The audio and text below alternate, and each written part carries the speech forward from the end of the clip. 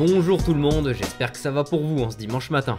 On démarre notre tour de la presse en France avec l'OL qui a fait le show après le froid comme le placard de l'équipe. Éliminé au bout d'un scénario dingue contre Manchester United en Ligue Europa, puis avec la défaite dans le derby, Lyon s'est rassuré avec ce succès 4-1 contre Rennes. Et les Lyonnais ont offert une réponse spectaculaire pour le progrès. Les Rhodaniens ont même récité un poème en 4-1 selon l'équipe. La presse est unanime pour souligner la jolie victoire de Lyon. Une semaine après l'énorme coup reçu dans le derby, Tolisso a livré une prestation de haute volée, élu homme du match par le progrès. Un succès précieux dans la course à la Ligue des Champions. Surtout que, chance pour les hommes de Fonseca, l'AS Monaco n'a pas pu faire mieux qu'un match nul, un partout face au Havre. Le club de la Principauté est le plus grand perdant du week-end parmi les prétendants à la C1. À voir ce soir si l'OM pourra aussi en profiter. La Provence en a bien conscience, ce n'est pas le moment de pêcher face à Brest ce soir. Marseille revient de sa mise au vert à Rome, une pause qui a pu faire du bien à la tête des De Zerbi et au reste de l'équipe. La Ligue des Champions aura lieu mardi pour le PSG et ce qu'il faut dire, c'est que l'équipe n'avance pas dans sa meilleure forme. Le journal se demande si Paris est moins fort au vu de ses résultats récents avec une équipe moins dominatrice. Le Parisien fait le même constat, on ne retrouve plus le PSG qui écrase ses adversaires. Réponse mardi contre Arsenal.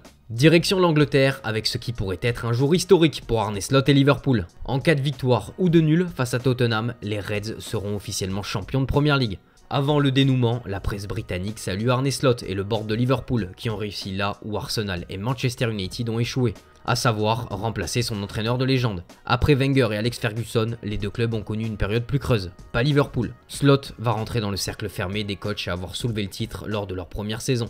Van Dijk, dans un entretien au Mirror, se félicite de ce futur sacre, lui qui a prolongé pour 2 saisons. Une fierté de remporter un titre pour cette ville et ses supporters, si spéciaux pour lui. L'équipe est toujours compétitive, mais cela n'empêche pas la direction du club de préparer la suite. Selon les indiscrétions du Sun, les pensionnaires d'Anfield veulent proposer une offre d'environ 60 millions d'euros pour Adam Wharton de Crystal Palace. Le milieu de terrain de 21 ans pourrait lui être intéressé à condition d'être assuré d'un minimum de temps de jeu.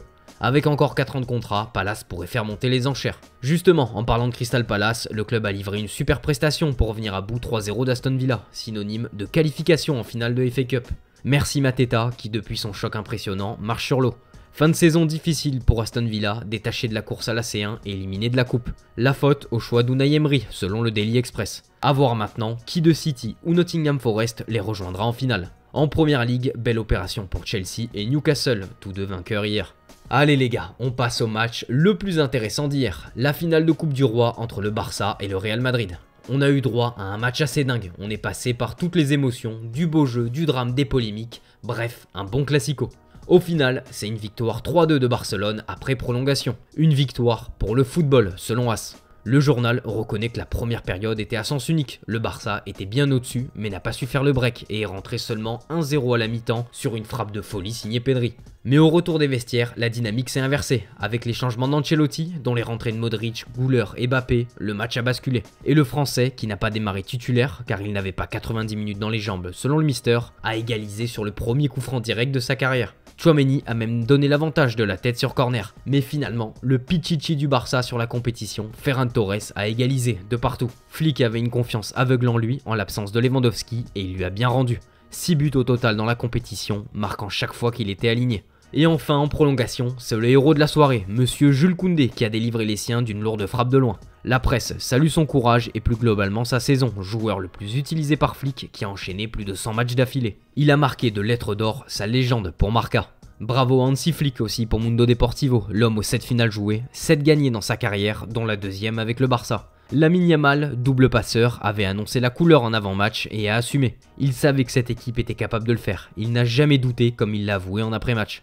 Une formation qui a fait preuve d'une grande force de caractère malgré son jeune âge pour renverser un match mal embarqué et avec un contexte très lourd, reconnaît le journal As. Marca, Mundo Deportivo et Sportiu, chacun des quotidiens félicite Barcelone et reconnaissent sa supériorité. Le football a rendu justice à la meilleure équipe pour Mundo Deportivo. Plus que jamais, le Barça croit au triplé. Mais ce sacre a failli leur échapper, la faute à l'arbitrage. Réussir à s'imposer dans ce contexte fait d'eux plus que des champions, comme l'affirme Sport. Faut dire que ces derniers jours, le Real, avec sa chaîne de télévision, a mis la pression sur l'arbitre du jour, allant jusqu'à demander son changement à la fédération espagnole. Des agissements de la part du club qui nuisent à sa réputation. Mundo Deportivo souligne que le Real a employé un stratagème honteux avant le match, avec ses multiples boycotts des conférences de presse, d'entraînement qui ont conditionné les arbitres de la finale. L'arbitre principal a été victime de chantage, selon le journal. Cette pression a fonctionné, selon la presse ibérique, puisque AS récapitule toutes les situations litigieuses qui auraient pu être sifflées en faveur du Barça.